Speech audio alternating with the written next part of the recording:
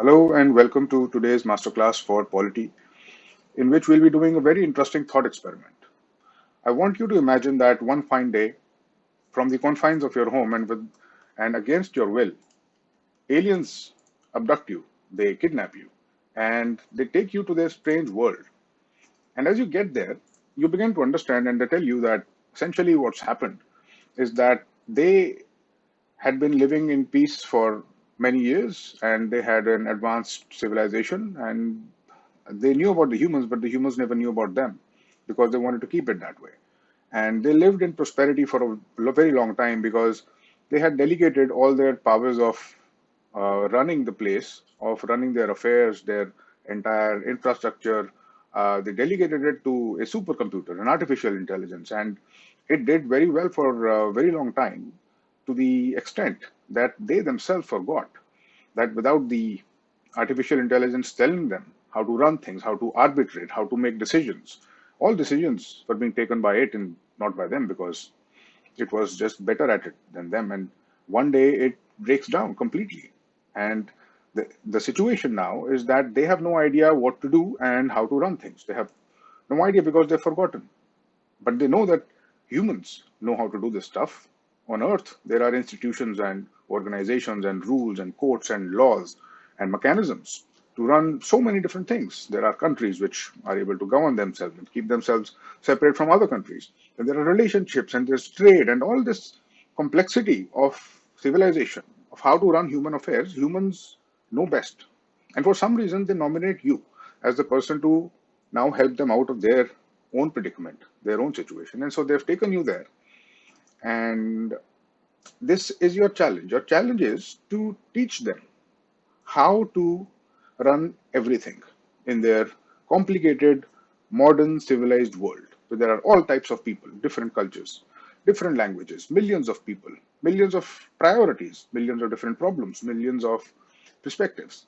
And you must devise an intelligent mechanism for them so that their affairs can run smoothly. You must replace this supercomputer that they had and decide how they should govern themselves, how they should run themselves, who should have what, how much power should be with the people who make the decision, and everything that comes in the ambit of running a country is now up to you to teach them, right?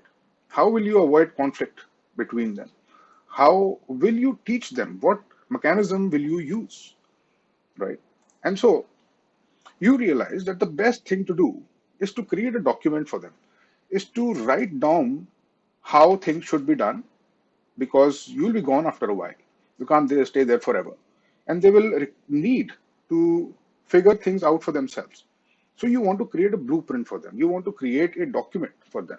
And this document should contain everything essential to tell them and their future generation how to run the whole place, right? That is your challenge. That is the frame perspective from which we will view this entire masterclass, and we'll come to some very interesting, very striking conclusions. You'll see. Now, this document which you must create for them is exactly like the Constitution of India. The Constitution of a country, in fact, is that document which tells the entire country and its future generation and everything that it wishes to address. It tells them authoritatively. It is the document which says that, yes, this is what we agree on, and this is how this country will be run. And you must create this document from scratch for those alien people, right? And I challenge you to think about how you will do this, right? And you must figure out a whole bunch of things now for them to focus on. And this is essentially what polity is. Polity is the study of the way countries are governed. Indian polity is the way the Indian country is governed, run, where structures should hold power, how that power should be distributed, who decides what should happen, and how do we decide that they are the people who should decide? What criteria are used for running this complicated place? Where would you say that this is a boundary and you must drive a imaginary boundary on land to say that, okay, this is a place where this state ends and the other one begins. because they had a different ethnicity, or perhaps they have a different language, they have a different culture, perhaps they had a different history, right? You must do all of these things and figure all these things out. Now, the essential thing that I'm trying to get at is that in polity, there are always these logical strands which run. It is always a logical system of how to run things. That's what polity is. And to understand what problems that system runs into and how to resolve them, right? These themes are very interesting. The thing that is essential for you and why you should enter this frame of mind for polity is that once you do, the entire structure will begin to unravel. The entire uh, syllabus for you in the UPSC exam will begin to make a lot of sense. And for the purposes of this class, the template that we'll be using is this book of Indian Polity and Laxmikant. And I'll hopefully be able to walk you through the entire thing and to completely change the way you have been doing this so that it becomes very, very easy. After this class, you should be able to understand it forever, and a lot of it will make common sense. It will start to make logical sense, such that when you read a chapter, automatically your brain will start to guess that, okay, yes, so it's a chapter about center state relations. What can I expect in it? Because obviously there are going to be some tensions between the government in the center and those in the states. And what could those issues be, And you will begin to anticipate that obviously one of those issues is going to be money. Is going to be who gets the money for running the place, who gets to decide what between the center and the states, right? All of these questions will begin to emerge in your mind. You will start to guess them, and then they will start to make logical sense, right? And you, before long, you will say, of course, there is an article on so and so or so and so. Of course, there is. And that is what I want you to achieve. This is what conceptual clarity is. In polity, is not all facts. It is conceptual and these logical strands. Essentially, it's the understanding of the architecture of the entire country and how the whole thing works, how the whole machine works, or how what we call the system works. Now, as a person who works in the system, who's been in the system for about 10 years now, I can tell you a thing or two about how it actually works and how polity relates to it and how it should be viewed such that at least a very, very good level of conceptual clarity you can achieve. So the one thing that I will stress upon, which I will lay threadbare for you, that I would like you to remember always when you read polity. Read this book. You will come across a number of chapters from the basic structure of the Constitution to interstate relationships to fundamental rights, fundamental duties, center-state relations, Panchayati Raj, all of these chapters, they have this common thing between them. You will always find three types of dimensions in it. You will find the rationale of that chapter. That chapter is a chapter there because it wants to achieve something. That is the rationale and logic. This class will talk about the details of that rationale, the entire subject, so to speak. You will also find in each and every chapter a historical background of that thing about how it came to be that this particular rule was adopted. Say, for example, the Panchayati Raj came about in 1992 and not before. Where did it come from? Why did it come there? Why wasn't it there before?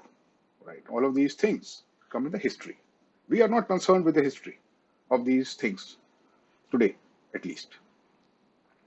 The third thing you will find is the details. Exactly which article of the Constitution, which rule, which act, which bill, which procedure, which criteria. You'll find those lists.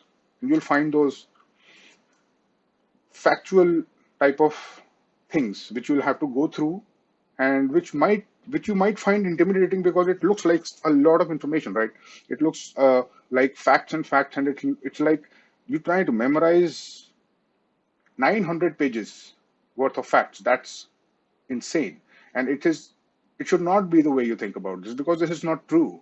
This is a blueprint. This is a logical architecture of how to run a country. If you think about it from that point of view, approach every chapter in the right rationale, with the right rationale, it will become unravel. It will just simply unlock. Then you will have to read it a few times to get the memorization.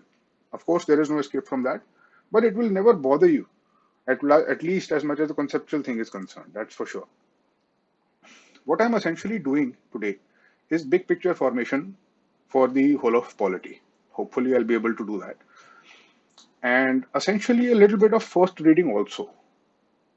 I want you to understand that during big picture formation and first reading, as I've been mentioning, as part of that hexatask method, we are not bothered about the details in these rounds. In big picture formation and first reading, we do not expect to capture any memory, any details. It's not going to happen.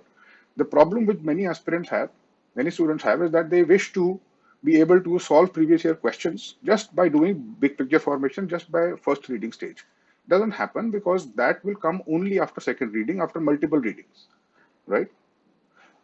What we are essentially looking for in big picture formation is conceptual clarity, the rationale. What is the rationale of this entire subject? How does that help us unlock all the other subjects or all the other chapters in it? And how does it become easy then?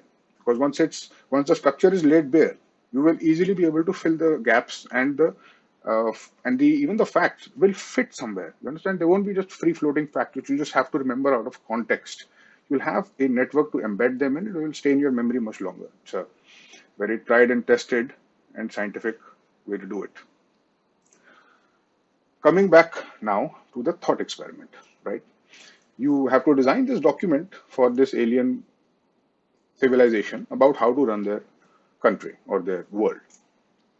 You ask yourself a intelligent question. You say, I have no idea about how to do this. How about I begin to ask the question, if somebody else has done it before, was it done before, perhaps on Earth? Do such documents exist? And the answer is yes. The constitution of countries is essentially such a document. And you say, okay, what kind of constitutions are there? What types? You begin to research that document. What type of thing should it be? What examples are there for you to peruse and to refer to, when creating this type of a document? And you understand after some research that constitutions can be either written constitutions, which actually a book. Essentially, this is the Indian Constitution. And the American Constitution is also a written constitution where they have a few pages in which some things are written, and that can be referred to. But there are countries which don't have a written constitution. They have a unspoken, unwritten constitution, like Britain, right? They have a unspoken constitution because they have a very long history of polity and governance, which they have assimilated in their culture. So they don't require a written constitution, perhaps. But you understand that there are all types of these documents. Some documents are lengthy, some are not. You begin to realize that if I'm going to make a very detailed one, I should probably have a written document. Two, I should probably have a very comprehensive document. And this is essentially what the founders of the Constitution, the people in the Constituent Assembly, that body which was formed at the time of the departure of the British, composed of many members, many leaders of the freedom movement and all types of leaders of the day, to figure out what this document would be. You're the one essentially now replicating this in that thought experiment of ours.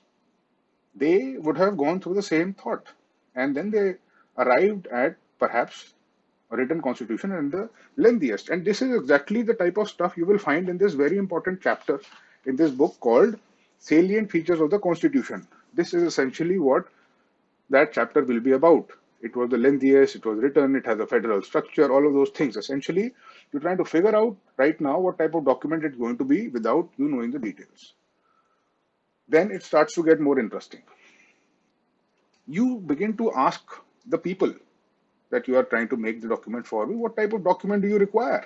What type of people are you? What type of people do you want to become? What are your values?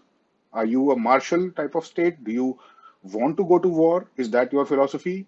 Or do you want expansion? Or do you want peace? Or are you the type of people who worship a god and you have a strict religion? Or what type of situation do you want everybody to be in? Do you have a system where there's only one leader?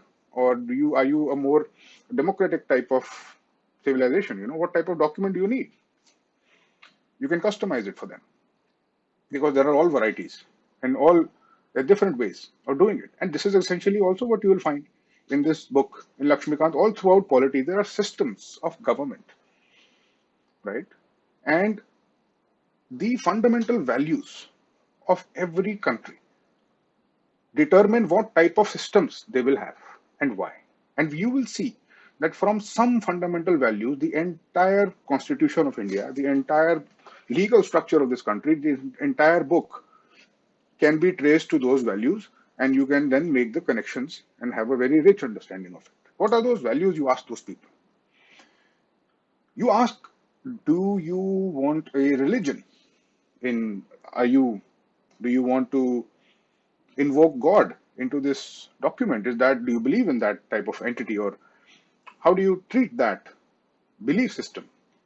And they say that no, we don't believe, and we have all types of separate religions, and we would prefer to have a system where all of these can coexist. That's all the information they give you. Now you ask yourself, and essentially this is what secularism is, right? You of course might have guessed that secularism. Now you must think to yourself, what type of secularism should I embed in this document? Should I make the government anti-religion, such that the government actually prohibits religion or actually reprimands religion? Or should I have their government somehow be equal to all religions? Or should I have them completely neutral to religions? You ask these type of questions to yourself. And this is what essentially our constitution makers must have also done when they chose a positive concept of secularism, which says essentially that the state is equally respectful to all religions. The negative concept, the negative side of that coin, the other side of that coin, negative secularism, is says that the state accepts no religion, right? And the positive concept you can figure out, you can feel. It is so much superior, so much more intellectually liberating. And it says that the state respects all religions. So this is what the word secularism means. And you will find in the chapter, in all throughout the book, in fact, in the preamble, especially in that chapter of the preamble, that what secularism is this, and how we interpret it in our country, and where that word came from. You'll find all those three trains of dimensions, like I mentioned. You'll find the rationale. I just told you the rationale. You'll find the details. You'll find the history. This is all there is in all the chapters. This is all there is in the entire book. All you have to do is figure out the narrative. And I just told you the narrative for one important pillar of the constitution of Indian polity, that's secularism. What are the other values? You ask them, what is your stand on justice? What type of justice do you prefer? Do you have a system where the strongest one can beat everyone else and just rule the roost? Or do you have a system of some protection for the weaker people? Or what do you believe in? And they said, no, we prefer justice, and we like to be as egalitarian as possible. We're good people. We're the liberal-minded people. That's what they tell you. You say, okay, fine. Well, that means that you will have to introduce in your document the rule of law. That essentially means that they don't want power to accumulate in one person. And that is what monarchy is. In monarchy, like you have in Britain, there is one monarch, right? Like you have had. Now they have a parliamentary system, but essentially in all monarchies, essentially, or all authoritarian dictatorship type governments have one leader, right? And they have absolute power. In fact, up until the Second World War, the Japanese emperor Hirohito was considered to be the image of a living god. He was considered as a living god, the emperor of Japan at that time.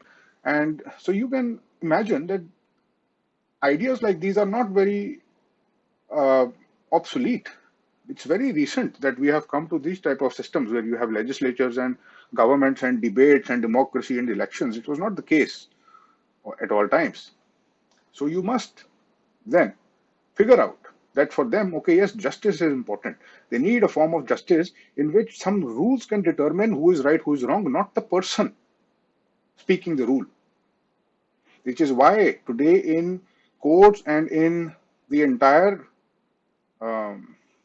country, rule of law prevails, right? It prevails in almost all developed and advanced countries as well. And rule of law essentially says that In front of the law, everyone is equal. The law doesn't care who you are, right? And you can understand that, you can assess that, you can appreciate that idea. You figure out that they want secular type, they want justice for sure. Then what about freedom? You ask them. Do you want to make sure that you micromanage people's lives and you tell them what to do in the morning, what to do in the afternoon, like it actually happens in North Korea? In North Korea, people are actually told exactly how their day should go, and that's very, very um, micromanaged and choreographed type of life that they live. You can get more information about that from many documentaries out there. But essentially, such a system exists, and you have to ask the question: is that the system that they prefer? And they say, no, we want freedom. Everybody should be able to do what they want, essentially. And so you say, okay, fine. So they want liberty. But then that becomes a little complicated, because if everybody wants freedom and everybody wants to do what they wish that they should do, and that there are no restrictions, some people might go overboard, and that might benefit everything. That might actually replete, that might take away from, and that might put into danger all these other ideas. So you'll have to figure out an intelligent way of giving them liberty. It can't be unfettered liberty. This is why emergency provisions exist. This is why even fundamental rights can at times be revoked, essentially. You understand?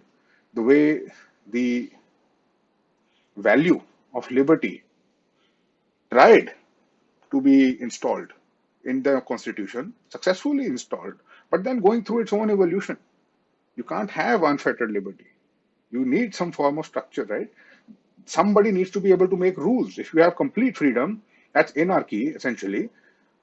Then any rule or government or anybody makes rule, nobody will follow anything, right? It's complete chaos. It's complete anarchy. You cannot have structure. You can't really have very good collective action of a lot of humans, especially when there are millions of people, millions of different types of people, which you need to figure out how to administer in this document. What's your take on that? You realize that they require justice, they require secularism, they require liberty, they require equality. They tell you that we think everyone is equal. Again, that's an issue, right? If everybody is equal, then what about the people who already have the lead? Will they always be more than equal to everyone else, right? Is there going to be a way to level the field, so to speak? And that's what the Mandal Commission had to deliberate when they suggested reservations. And the entire debate, which still goes on in the country, is essentially someone trying to have a perfect mechanism of distributing equality intelligently. You need a mechanism. Can't just put it into words, right? The words of these important fundamental value-based notions is embedded in the preamble of our constitution. All of these words which I said, all of the others also in the preamble. Extremely important document. And I believe it should be the first chapter which you read in this book. It should be the preamble. Because from those ideas, the whole thing flows. And you can actually figure out, okay, this is why it exists. This is the type of system they're figured on. Those are not empty words. This is not just a simple page or two to go through. This is a very important thing. And I think it should begin. Your understanding of polity should begin from the preamble, because that's where the bedrock is. The entire conceptual philosophical bedrock is there. And the Supreme Court has said it in as many words that it is the bedrock. It's a very interesting actual debate about this issue of the preamble. If the preamble is part of the Constitution or is it not? Can it be changed? Interesting question. Think about the thought experiment. You say, okay, fine, I figure out their values. I know they want equality, justice, liberty, etc., etc. I'll put them in the Constitution. I'll say, okay, the decided upon values are so and so and so and so. What is the sanctity that anybody will ever agree if you don't make those enforceable, right? Why will anyone, after you're gone, agree if somebody, a new generation of people come and they say, we don't believe that. There is no reason for us to believe it. Nobody will say anything. There's nothing written about how to enforce them. They're just words written on a piece of paper. And so this debate continues to this day. To what extent are these ideas sacrosanct? And to what extent can they be violated? There's always a thin line. And essentially, it is this thin line that you will navigate as civil servants. That's a different topic, a different segue, which I don't want to get into, but you have figured out for those people a whole lot of things. You must ask one more fundamental question to them before you can get a sense of how to create that document for them and what all to put in it. And that question is this: how do you want power to be distributed? It essentially now comes down to you. They gave you the values, they told you, like a good client, well, these are my requirements, now you customize a solution for me. They've given you everything they need to give you, now it's up to you to figure out. And the first question you take with these values that I just told you is how, given these values have to be maintained, how will power be distributed? Essentially, that means, and it means a number of things. Well, first of all, you can't have a dictatorial type government, that's for sure. They want equality, they don't want um, concentration of power too much. So you need to develop mechanisms of making that happen and making sure that happens when you actually sit down to design that thing. And this is essentially what the constitution makers also did when they inserted a very strong sense of the separation of powers. Separation of powers, you understand, is how power should be distributed is the question being answered. The answer is separation of powers. How exactly separation of powers idea says that you can't have power in one place at all. No, you need to have it distributed. You need to have it counterbalanced, right? You need an executive whose job is to implement policies, enforce policies, all of those things. You have a judiciary which considers the legality of things and decides upon the rules. And they are like an arbitrator, right? They arbitrate not only these fundamental ideas and but also individual disputes. And you have a legislature, the body which is supposed to make laws. These are separate and they should be kept separate as much as possible so that they can always counterbalance each other. One gets too strong, the others can make sure that they don't become too strong. Strong enough to do their job effectively, but not too strong. And this is essentially the debate which you'll find reiterated constantly in the topic of judicial activism. It's a very important topic for you to appreciate. Judicial activism is the judiciary at times doing things which the executive is supposed to do, essentially. Well, I'm oversimplifying it a little bit, but essentially that's the idea. Now, it does have a purpose, but it does violate this principle a little bit. You know, how do you figure out what is the right judicial activism and what isn't, and who decides this? These are all very interesting questions which come under the ambit of the subject that we're discussing today. Separation of powers, I told you.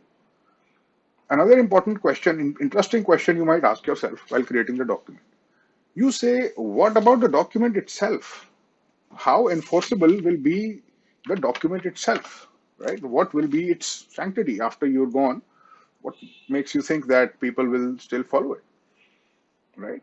And that essentially is addressing the question of where the power is drawn from. And that's another thing which the Indian Preamble makes very, very clear. The power is drawn from the people of India, and it is then drawn from the Constitution.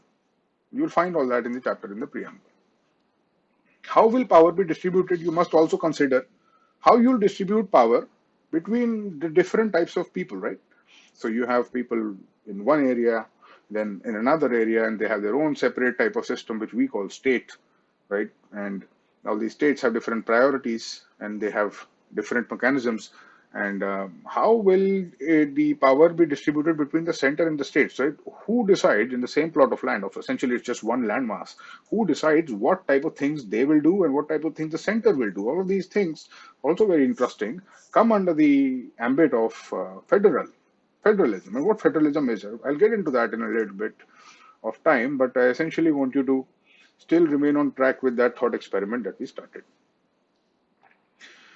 What type of authority structures will exist? That's another very, very important question that you begin to ask yourself. What type of authority structures? The authority structures will it be one man or one woman at the head, like a monarch, or will there be a president? Now you want to get into the specifics. You say, okay, fine. They definitely don't want a one hereditary type of head. They don't want a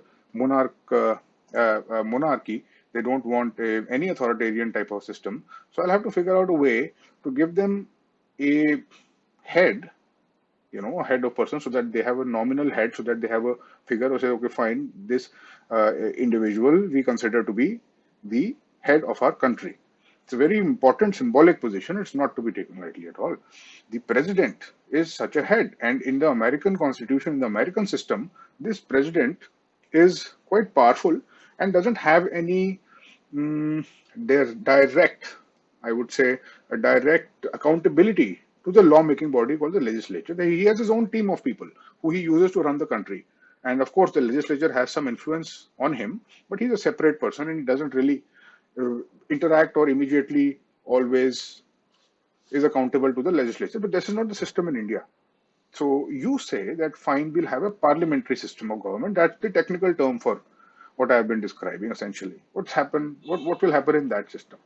So it will be a person, there will be a leader, there will be a head of state. That head of state we call the president. There will be a system of having the president elected, and there will be a mechanism in which there will also be a prime minister. So this parliamentary system of government, you decide, is the British system is more comfortable, better apparently for these people than the American type of system in which they have the president is separate from the legislature. You say that no, I prefer the way which the Britishers used, in which there is a parliament, and that parliament is the prime minister is the person responsible for running things, essentially the government, the executive branch, and he has a team of his own, and they're all ministers from these elected group of people. They can't just come from outside. They need to be members of parliament. They should be people who have been elected by the people. So that is essentially you again going back to that value, that fundamental idea of democracy, of justice, of equality, right? So you had a bunch of people, the entire country participate in elections. You said, okay, fine, these are your candidates. Everyone gets the right to vote, essentially called universal adult suffrage. And we've had that in India. And as a result of which, India is one of the largest democracies in the world, right? So you say only the people who have been elected by the people of India will be allowed to become ministers and actually form part of the prime minister's team, including the prime minister, right? So you are highly democratic and you favored that type of system. This is essentially the parliamentary system, and a lot of things come with the parliamentary system. A lot of chapters in the book will be about the parliamentary system, about what the cabinet is, about parliamentary committees, right? So I just told you that in the parliamentary system, the prime minister and the council of ministers is always responsible to the legislature. The legislature is, of course, you understand, the Lok Sabha and the Rajya Sabha, right? The Lok Sabha, they are responsible to the Lok Sabha. And so if they're responsible to the Lok Sabha, how exactly is the Lok Sabha supposed to keep them accountable? What mechanisms exist exactly in detail with which the Lok Sabha, a group of people, will be able to exercise control over the government, which essentially has control of the entire government machinery, the executive. And those systems exist, and that's what you'll be reading about in one of those chapters. There are motions of parliament. No confidence motion can be passed if the group of people decide, with a very strong majority in the Lok Sabha, that we have no confidence in this government. Situations like that have arisen before. You'll read about such things. You'll read about parliamentary committees. A whole chapter has been dedicated to it. The government is huge, right? They have all types of different machinery to take care of all types of different problems, all types of different branches and sub-branches and so on and so forth, right? There's water and land and irrigation and space and science and defense and finance, and it's just a long list of things, right? The government has to tend to. How do you make sure that it's been done properly and that accountability has been maintained? Parliamentary committees do that. They have different areas of oversight over the executive. It's essentially what you'll read about, right? And you will be able to figure out, piece together this parliamentary system of government coming from that value of democracy, going into parliamentary committees, and that entire structure of the government you will be able to figure out if you read from this point of view. Like I mentioned, the preamble of the Constitution has the fundamental philosophy, and you should spend some time understanding that, reading it, because it's going to determine a lot of what comes afterwards, right? So you begin to now get into some more commonsensical problems, some more commonsensical details for those people that you're trying to build the document for. You ask yourself, okay, fine, your supercomputer used to do all of these things, and it probably had a map of the entire land in its head, in its brain, and it was able to figure out where to demarcate things and where to switch the rules and just make sure that every place has its own specialized and better efficient mechanism of running, right? That's essentially what it would have been doing.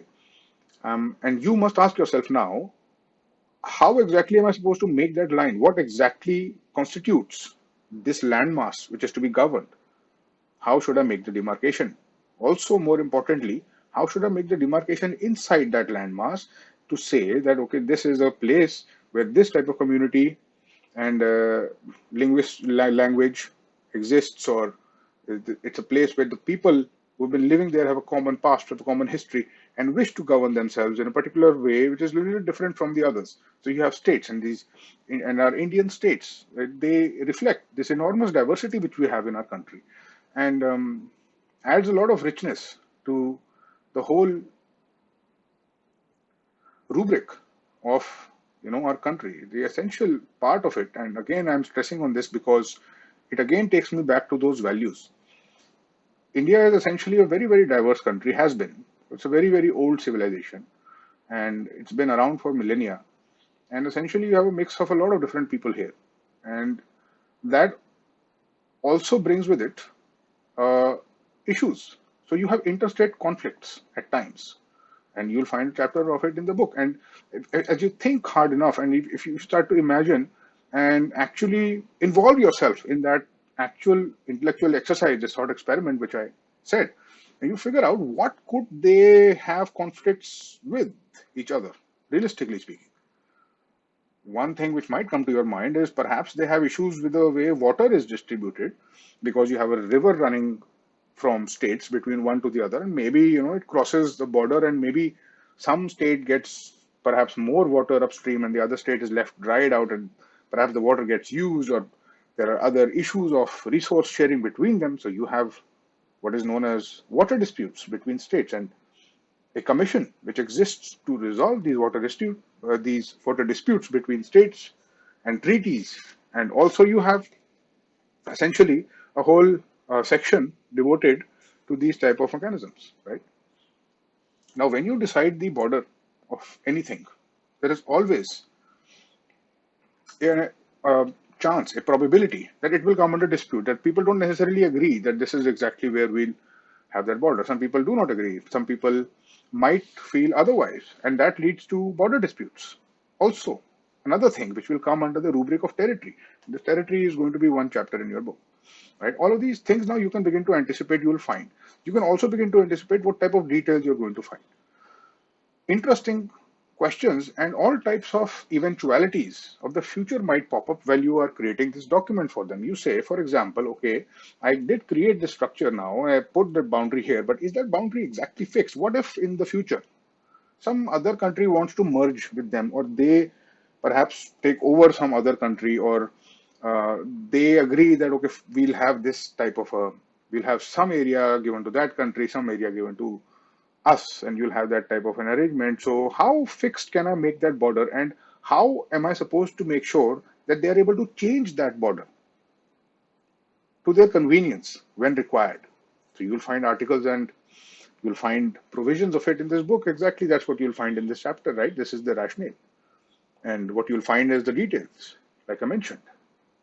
An interesting example is the recent agreement with Bangladesh, where some enclaves were exchanged, and that issue has been ongoing. And that this territorial, this boundary issue, both internal and external, directly leads to an interesting issue of who all is included. You want to create a separate state, a separate country, a separate identity for people, You want to demarcate different areas for different types of groups of people in different areas. But what about who all is included? How exactly are you supposed to determine? Now, obviously, is it true that if anybody is born in that particular landmass, they become citizen? Or again, you begin to think and you run into all types of future eventualities which might occur. What if there is a foreigner which comes into that country and they have a child? Will they become a citizen because they were born in that country? What if two Indians travel abroad and have a child there? So will the child be considered an Indian citizen? All types of questions pop up. All types of eventuality pops up. The government of India had the has the overseas citizen Indian um overseas citizenship of India system in which NRIs can also participate and be somewhat like quasi citizens. And so the entire chapter and all the details emanate from this question: who all will be included, in what types of conditions, what types of things will determine who all is included. This is it should not become very difficult now for you to figure out and even guess at, even if you have not read the chapter at all, even once, what you can expect to find in it. I hope that I am getting through to you and you are actually getting what I'm trying to say, because I've read this whole book not once but multiple times, and I have also practiced in my profession a relatively high degree of law, as some of my assignments have been extremely legally oriented. So I've had to understand the system inside and out. And so I can tell you with some confidence that it is entirely logical. The whole thing is a machine and it has mechanisms and systems, and the entire machine has one or two goals it's trying to achieve with all its moving parts. If you understand the goal, the parts start to make sense. Okay, that's what we're trying to do here. Remind yourself that while you were making this document, you had decided that there should be equality and justice and so on. And so at that time, you had thought to yourself how you are supposed to make sure that there is justice. How will you make sure? What type of provisions can you write in that document so that even when you're gone and with future generations, they know how to conduct themselves according to that idea for all time to come, for a long time to come. So you decide that a good way to do it should be to insert a chapter of fundamental rights. We will figure out what fundamental rights are of every human and we'll put them in the constitution. This is essentially what our founding fathers did. And this is an idea taken from the Irish constitution, the American constitution. In fact, the American constitution has the idea of fundamental rights and the entire constitution revolves around that. In India, we have a separate section for fundamental rights in the Constitution, and these rights essentially just echo the values in the preamble, right? Those were values, abstract ideals. This now, the fundamental rights is them becoming more tangible, coming into our world, becoming more tangible, becoming more enforceable, becoming more formal, becoming more codified. What are the fundamental rights of an individual of India is what we believe should not be violated at the maximum possible extent. To the maximum possible extent, they should not be violated, preferably at all. But then all types of different issues also pop up. And that is the debate with fundamental rights and a number of other things. A very interesting issue, in fact, which determines what type of country we live in, is how important are fundamental rights. And in the Constitution, they are mentioned in Article 14 to 18. You'll find the right to equality. You will find the right to freedom in 9 to 12. Again, those same values, exactly same values, now have been turned into rights. So that, and I'll tell you what that difference is, how this becomes more enforceable now. You have the right to exploitation, right to freedom of religion. Again, all of those values that I mentioned before are getting echoed here. What makes it different is that in one article, in Article 32, the article of constitutional remedies, a fundamental right has been given to you to enforce these rights, right? And it has been made a right for you to protest or to appeal against the violation of any of these rights, and the organization responsible is the High Court and the Supreme Court has been tasked with this particular type of jurisdiction, in which if fundamental rights are violated, then any citizen can approach the High Court and Supreme Court directly. Otherwise, it's a long process, and you must begin from the lower courts, and then as the litigation evolves, if it evolves, you keep going to higher stages of appeal and higher stages of the judiciary. But not in the case of violation of fundamental rights, because of the fact that they are fundamental. If they are violated or appear to have been violated, and the question is put, then that question can be put directly to the High Court and the Supreme Court. This is what makes them fundamental. And this entire debate has been it's very interesting to read, and to what extent can they be violated, right? So you say, like we mentioned in the beginning, that you want to give people the right to equality. There is very good intention behind it, but there are all types of complexities in it. How exactly are you supposed to make sure that right to equality exists? And are you going to give some people some preference because they deserve it? Or are you going to just completely treat them as equal, like you do when you talk about the rule of law, right? There is a difference between equality and equity, and all of these interesting things you'll read in this chapter of fundamental rights. In the same tone, in the same analogous succession, you will find, obviously, that the right to freedom will also have certain complications, of course, right? There can't be unfettered freedom, otherwise there would be chaos. So in what conditions can that freedom be curtailed exactly? What mechanisms exist such that it is not curtailed in a wrong way? What is the right to protest? All of these interesting questions form ongoing issues. Even current affairs, you'll find these issues echoed completely, reverberating through the entire syllabus. They never go out of fashion. They're so important. And why would they not be? Because they are fundamental, not only in the Constitution, but in real life as well. So that is what you can expect in the chapter on fundamental rights. Now, you come to another interesting part of the Constitution and of your own thought experiment. You say, I've given people fundamental rights. I have so far been able to put their values in a code. I've written that code. I've given them some idea of their territory and so on and so forth. But should I not maybe leave a set of instructions for their future governments to follow? What harm could it do? If anything, if there is an issue between their interpretation of this document, and somebody might have an issue with it, and issues do pop up at all times, then what principles can they use to figure out that this is the best approach and maybe not the other one? What guidelines can I leave these people? Because you won't be here for long, right? What guidelines can be left? And these guidelines essentially are the directive principles of state policy.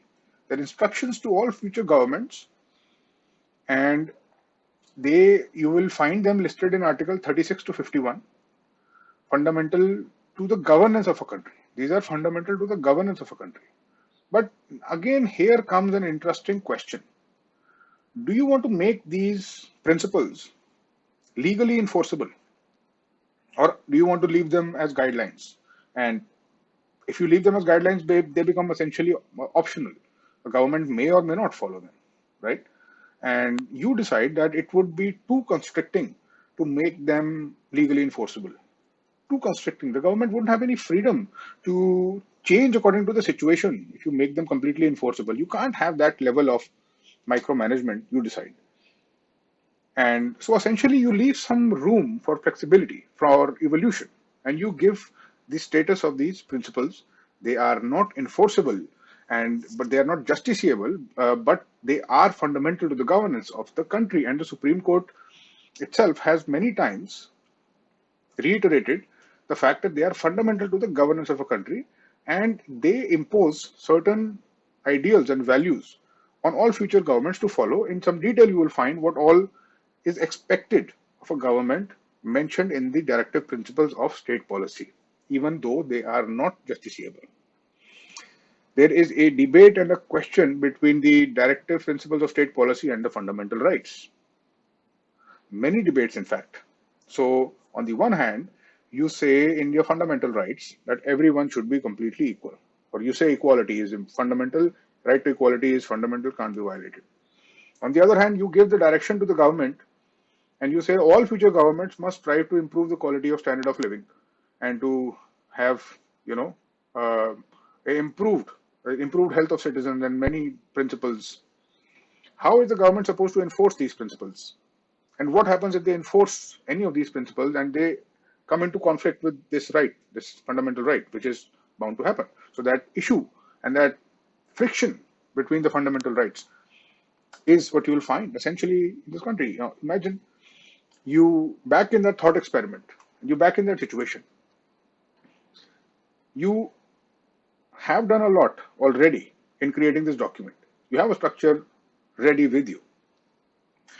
But you have missed out one very important part of the entire debate, which is what about the people there?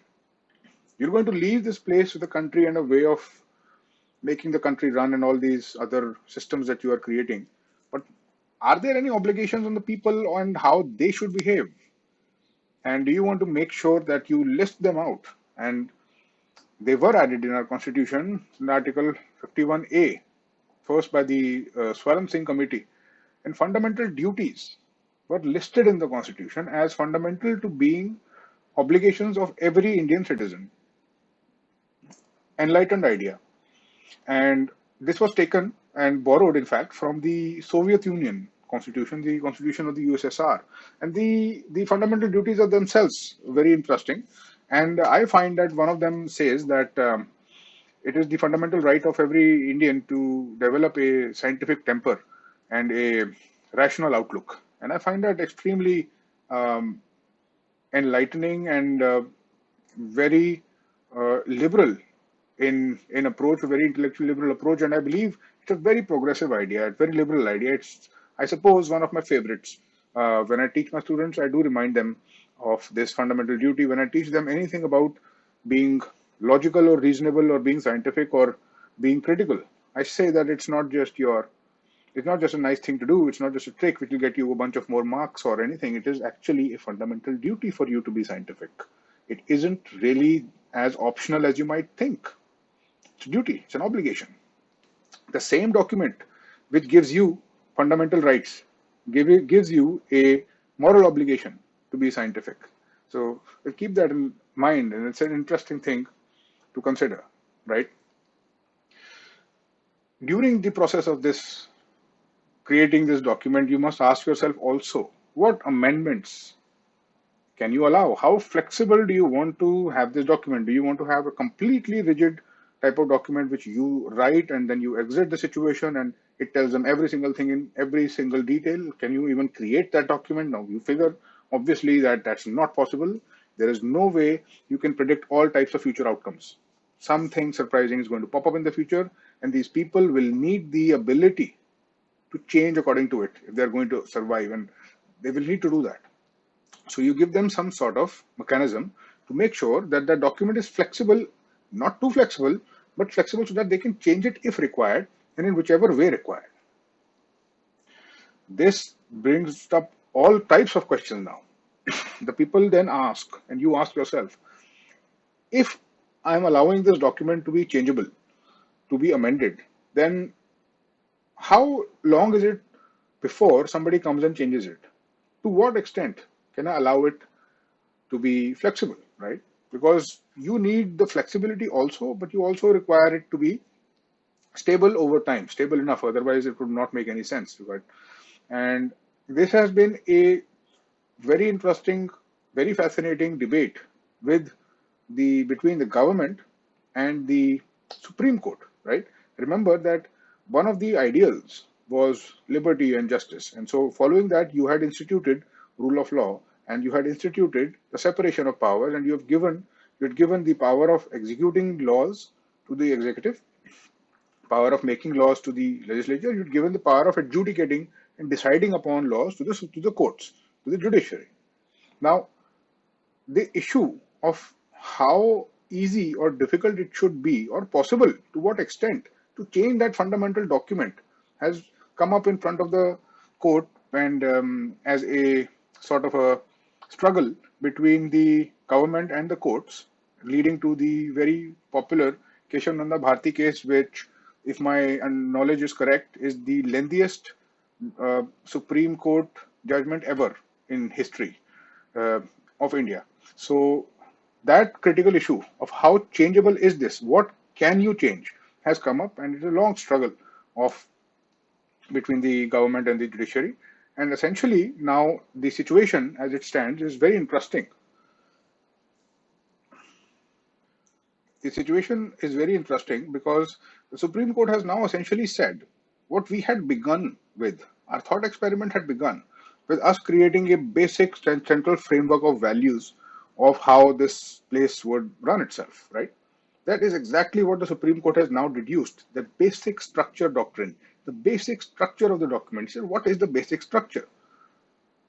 You see, this is a situation which you can easily relate to in your thought experiment. Imagine that you created the document, did everything perfectly as best as you could, and then you had to leave. And a few generations down, obviously, the question started to arise as to how changeable and flexible the entire system should be. And the organizations which you had put in place to do this had then interpreted this, and they had decided that it should be flexible, but they are trying to now interpret your mind while creating this document. What was the creator's mind of this document? What is the basic structure that they wanted to input in this document? What are the things that they would not have wanted to be changeable? What flexibility should be allowed and what should not be allowed is what they're trying to do with this basic structure idea. And they've listed a number of things of what constitutes the basic structure of the Constitution and what cannot be changed. All of the rest can be changed. So that uh, issue that you had predicted would happen did happen, and it led to a very interesting debate which you'll read about in the book. And it ultimately is still not completely obsolete, but it is nonetheless interesting to see how it evolved from the Keshav Nanda Bharti case to the Minerva Mills case. These cases are just examples of the Supreme Court trying to deduce that basic structure idea, a concept which can help them, which can help everyone wade through flexibility also and the need for rigidity and stability. And that's essentially what the whole thing is about. Now, I told you about the separation of powers. There is a division of powers. And there is a federal structure in India, which essentially means that in the landmass of India, you will have different states and they will be self-governing entities to some extent. But the whole country should have a structure also, right? So power is bifurcated and it is distributed between the center and the state. The center is essentially the government and the part of the executive which determines how broad policies and what uh, country, nation specific, nationwide implications should be considered, and they do consider these things. Now, that is easier said than done. You ask yourself and engage in that thought experiment. How exactly are they supposed to determine what should be the cause of concern for the center and what should be the cause of concern for the state? How exactly? So you make a list for them. You make a list, and that's essentially exactly what you'll find in the Constitution. You will find 3 lists in the Constitution which will list the areas of responsibility for the center and the state, and those areas will be the areas on which they can make laws and they can make changes and they can administer, right? That is what the federal structure means. And this federal structure of division, although the word federal is not used in the Constitution, but India has that type of a structure. Now, there can be all types of these federal structures. Maybe you have a very strong center which determines everything and which is all powerful, and the states are just nominal and they just have cultural identities and not too much say in how things are done. Or maybe you have extremely strong states which determine how everything is done and they just put some form of nominal figure in the center. And what type of system exists in India is the subject matter of this section of the book, which you will find is that India forms a federal structure, but it has a unitary bias. The center is strong, the states are also powerful in their own right in some extent, and there is always this debate going on about what exactly should the state be doing versus what the center should be doing and how that power is distributed. It came up and was the subject of much contention during the GST because, again, you can anticipate that the issue of money is going to pop up, and taxes are a very important part of the entire machinery. That is how the government runs itself, and it makes sure that it is able to do everything that it is required to do, which it is responsible for, right? And the states need it for their own purposes because you made a list for them of the things that they are responsible for. The center is responsible for their own things, including national security and all types of things.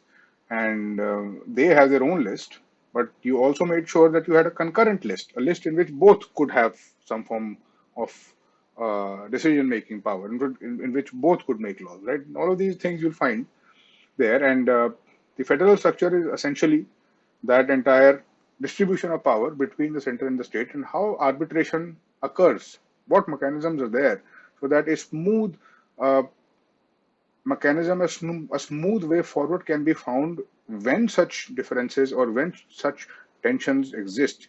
And you will find this debate very, very recurring in nature in current affairs. You'll find it in a number of places, and you should always relate it back to that issue, right? And you had the values, you were enforcing the values, and you codified the values, but you can't predict everything. There is always scope for interpretation, and the future inevitably brings it into force. I told you that the legislature or how laws are made is going to be an essential power mechanism, because the people who hold power are, to a very large extent, the people who can make laws. You see, if you can make laws, that essentially translates to power. That is power. If you make a law or a decision which everyone else has to follow, then that is power. And you have decided, being the intelligent person that you are, that there should be perhaps a parliamentary type of system, with the details of which you will find in the book and some of which I have explained. And you want to create a system of how to make laws exactly now. And there has to be a way in which all of these elected people, which the people of India have elected to be their representatives, how they are supposed to make the law itself. What are the details of it? How does it begin? How does it end? Who says what? Does somebody just come one day and say that, okay, I have a law in mind and we should just simply implement this? Or is there some form of internal mechanism of counterbalancing them and making sure that only good quality laws survive the process? Obviously, as a intelligent architect of this type of machine, you have put into place certain mechanisms which make sure that the laws go through a scrutiny. They go through stages, they go through debates, they go through rounds. The opposition, the people who are not in favor, should have a power, should have some say in the process, and they should be able to enforce that say. So you insert some mechanism of censure, some motions, some no confidence motion type uh, movements that you can initiate in that debate, in that hall, right, which can have an impact on the movement of that legislation. And all of these interesting things will come in the chapter on the legislature. And you will figure out that there are some details there, quite a number of details there, but they will all be traceable to these fundamental ideas. That will not change. You will then come to a section about the central government, which is going to be full of details. But remember that it will always be following a few ideals. It will always emanate from this parliamentary system, and that will include, if it's a parliamentary system, it's going to mean that the president is nominal, right? And the president is and so there is going to be the question of how the president is going to be elected or selected or whatever. There's a procedure for it. You'll find that procedure. And there will be then a prime minister also, who is responsible for running the executive branch of the government. And how will that person be elected or selected or whatever that might be? You'll figure out ways. What powers will they hold? And they'll have a team of ministers with them. And what will the ministers be doing? And who amongst these ministers will be responsible for to who? Will the prime minister have individual responsibility for all ministries, or will it be distributed? And will these ministers have their own deputy ministers, or What type of systems will the parliament have, will the legislature have to make sure that this council of ministers is performing their job? What type of oversights are you going to build? All sorts of counterbalances you will start to create. You want to create a counterbalance for good quality laws. You want to create a counterbalance for how people are selected, of how they exercise power, how the distribution of decision making is done. And this is what you will find exactly codified in all the rules and all the systems that you will find in the central government part of this book. Like I mentioned before, an interesting chapter, a very interesting debate also, and a burning issue, which I suppose always goes back to those fundamentals, is emergency powers. Now, India has seen periods of emergency which was invoked by the central government, and uh, the debate of what constitutes a genuine emergency has been ongoing always. Now, there are types of emergencies. There might even be a financial emergency. There might be an emergency of national importance, right? And if an emergency is declared, what does it imply? Again, this will take you back to that issue of the conflict between the values and how exactly to maintain a nice synthetic system of running smoothly. Because if you give the government emergency powers, which means that they can do anything for a short amount of time, then what about the fundamental rights which you said would never be violated, right? What happens if somebody invokes these powers, and that is undemocratic, and that was supposed to be one of the basic values which you had decided while creating this document, and that gets violated, so you can't have that. So you need to form some mechanisms of making sure that this does not happen, and essentially that is the mechanism that you are going to find here in this chapter of emergency powers. You'll find a whole section on the state governments. Again, same type of thing. Whatever I just said for the entire country is essentially replicated in miniature, not in miniature, but at a smaller scale in the state level. You'll have a parliamentary type system at the state level also. So at the national level, you had the nominal head, which we call the president. At the state level, the analog would be the governor of the state, and the analog for the prime minister at the center would be the chief minister, and they'd have their own council of ministers, and you would have their own legislature, right, and their own mechanism, and very similar to the central mechanism of doing things. But then again, you'd have the issue of predicting future outcomes, and you would then ask yourself how to avoid the conflict between the government at the state and the government at the center. So you'd have some mechanisms, and you'll find interstate councils, zonal councils, all of these mechanisms exist. You might also find that in the constitution itself, there are some articles which make sure that the center has final say in certain matters, in certain situations. And this will form the content of this state government segment, which you will have to go through and which you will surely understand if you make sure that you always remember the central structure is replicated in miniature at the state level. But it is now a different story at the local level. You see, there is a Gandhian principle of self-governance, local governance, which was very prominent during the freedom struggle, but somehow it never was able to be captured or made implementable exactly after independence, immediately after that. And it took some years, in fact, exactly until 1992, when the 73rd Amendment Act was introduced and Panchayati Raj was introduced into the constitution, making it a completely integral part of the way things are done here. And this essentially means that now we require that there be another layer of power, another layer of decision making, another mechanism at the local level, at the very smallest level, where even small groups of people can make sure they can elect or select the right type of people that they want themselves to be represented by, and those people then have a mechanism to establish government, to make rules, to make laws.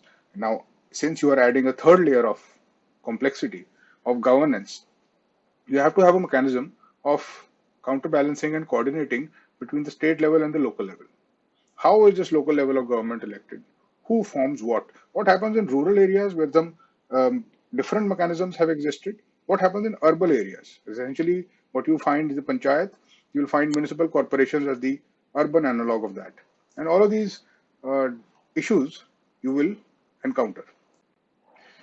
Now, in the final part of the book and your um, journey through this subject of polity, you will find a mention of bodies, of constitutional bodies, of non-constitutional bodies.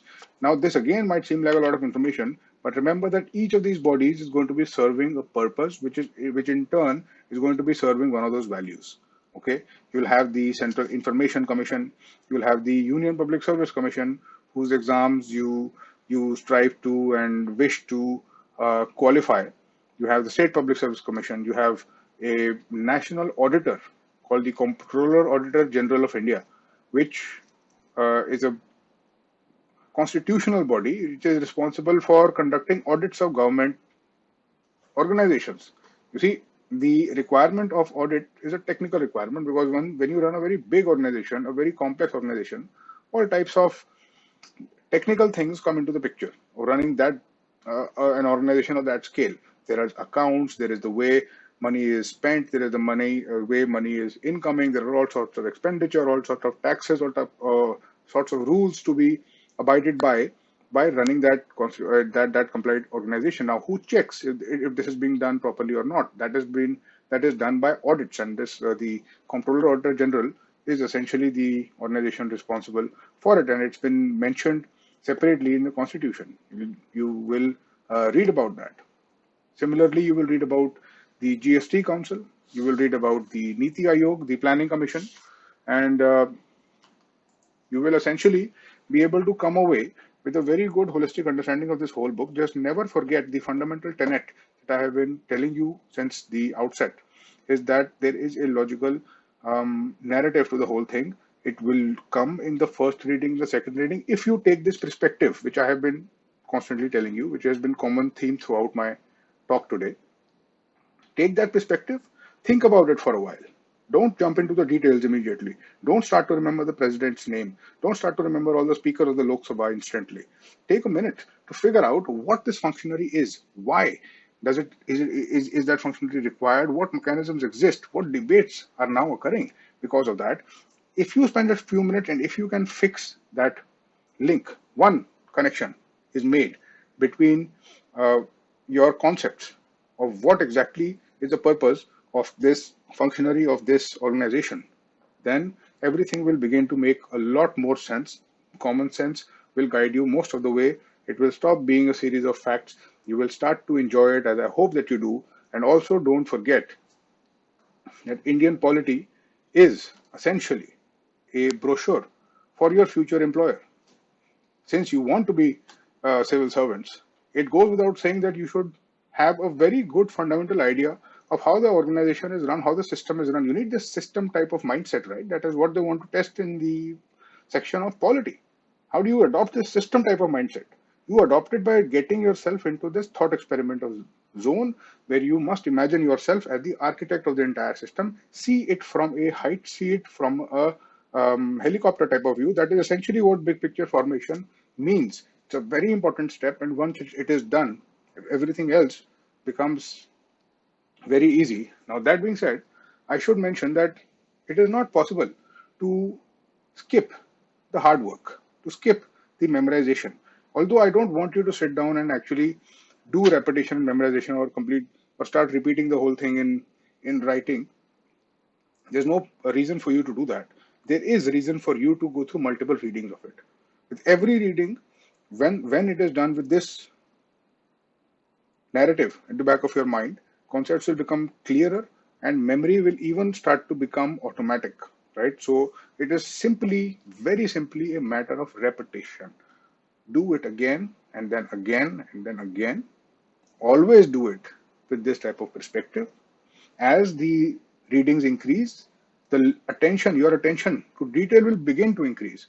You will start to see some paragraphs, some details which you fail to see in the first or the second or the preceding reading.